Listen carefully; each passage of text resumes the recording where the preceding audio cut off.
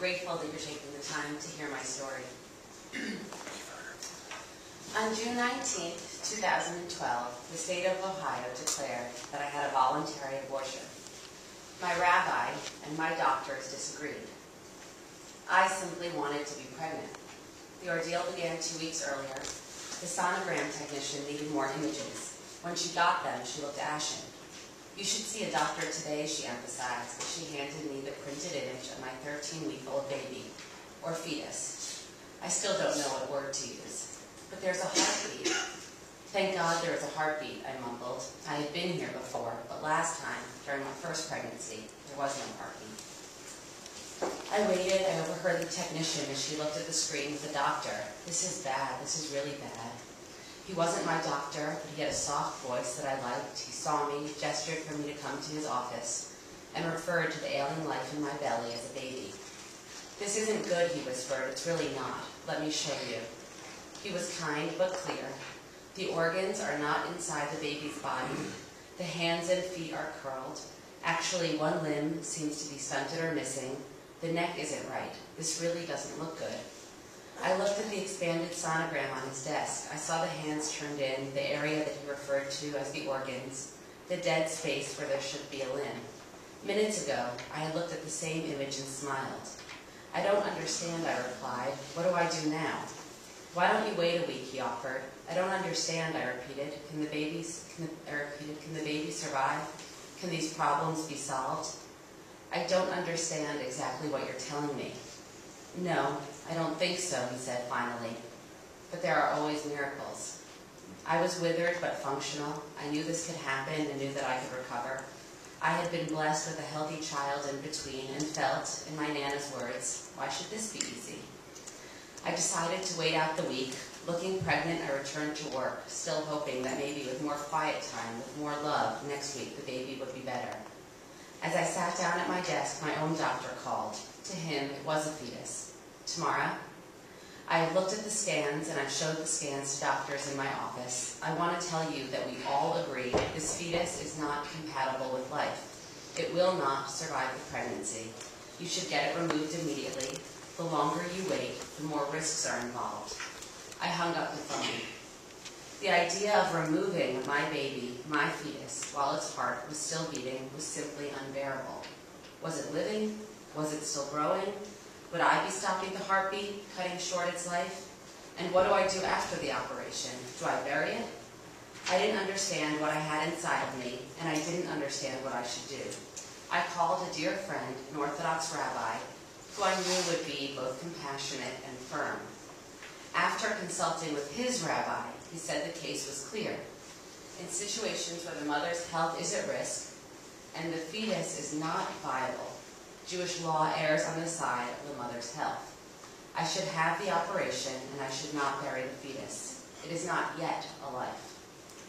The next morning, I got the following message. "Because your fetus still has a heartbeat, it has been our experience that insurance companies in Ohio will not cover the cost of the operation. They consider it an optional abortion. Our office suggests that you go to Planned Parenthood, which will run you $800. If you go to the hospital, it will be over $10,000. I was stunned. What did my insurance company want? For me to have a dangerous late-stage miscarriage, or to go through the risks of labor to give birth to a stillborn? And why this obsession with the heartbeat as the sole marker of life? What about organ and brain function? What about viability?" My home morphed into a crazy layer of pencil scribbling tissues and phone numbers. For 3 days we fought. My husband, my parents, my doctors made phone calls, wrote letters, and tried every avenue possible to get the insurance company to change their mind. Finally, 3 days later, we got the news. Because of my doctor's carefully crafted letter, my insurance company would cover the procedure. I thought the political nightmare was over. I thought I could start the process of mourning. I was wrong. Another phone call, this time from the office of the OB/GYN performing the procedure. "You must come in 24 hours in advance to sign a consent form." "What consent form?" Silence. "Well, you only don't have to sign it if you were raped." I was still completely confused. I wasn't raped. I don't understand. What are you talking about? "You're having an optional abortion, right?" "No. I'm having a therapeutic DNC to remove a non-viable fetus. But the baby is alive." Well, according to my religious faith, that is not so. Is there a heartbeat? Yes. Then I'm sorry to say you're having an elective abortion and you must sign an informed consent 24 hours before the operation. What's going on here? Why settle on the heartbeat as the best marker of life in utero? This is not science. It is the tyranny of a metaphor. There is little consensus among biologists, doctors, and ethicists on when life begins. The language here can be tricky. There are all sorts of things they agree are alive, from cells to animals to people. But that's not what they mean when they discuss life in utero. In this case, they mean life as something endowed with humanness and worthy of rights, something closer to personhood. A brief look at the literature reveals a litany of standards for determining personhood. Conception, day 1, implantation, day 6 to 7, detectable heartbeat, approximately 6 weeks, detectable brain activity, 8 weeks, quickening, when the mother can feel the fetus moving, development of the cerebral cortex at the end of the first trimester, viability outside of the mother's body, now as early as 24 weeks, when the head is visible during labor, and when the baby takes its first breath. Smart, thoughtful people genuinely disagree. Even the Supreme Court had this to say about the issue. We need not resolve the difficult question of when life begins, when those trained in the respective disciplines of medicine, philosophy, and theology are unable to arrive at any consensus. In Judaism, the dominant metaphor for life is not the heartbeat, it is the breath. In Genesis 2:7, God breathes life into man. Then the Lord God formed man of the dust of the ground and breathed into his nostrils the breath of life, and man became a living soul. Even that final word, soul, in Hebrew nephesh, can be translated as breath. My own rabbi's rabbi, Dov Linzer, explained it to me in this way. The definition of life can also be understood through our definition of death. At the end of life, the Talmud speaks almost exclusively about breathing. Breath was used as an indicator for life. The Shulchan Aruch says to test for a dying person's breath to know whether or not they are alive. So if death is the absence of breath, life is the presence of breath. Life, personhood, is marked when the baby takes its first breath. While a fetus is not considered an actual life, Jewish law does acknowledge a continuum between potential and actual life, which guides, among other considerations, including the health of the mother, abortion rulings. According to Rabbi Linzer, the presence of a heartbeat in itself is not an important Jewish legal marker in determining the viability of life in utero.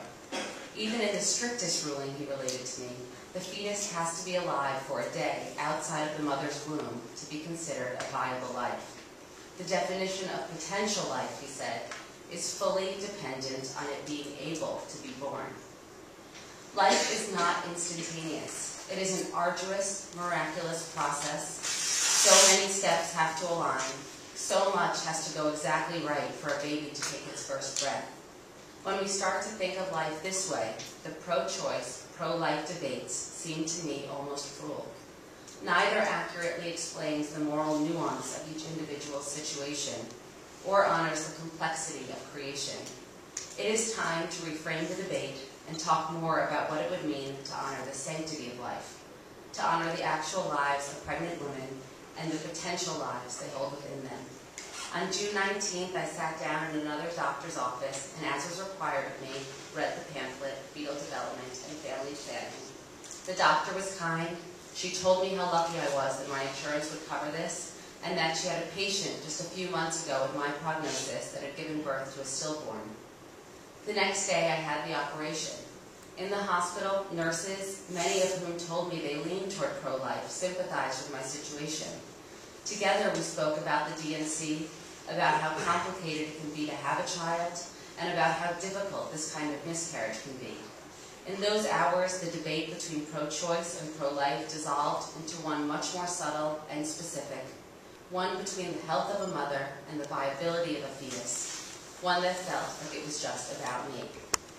Thank you so much for listening. I'd be happy to answer.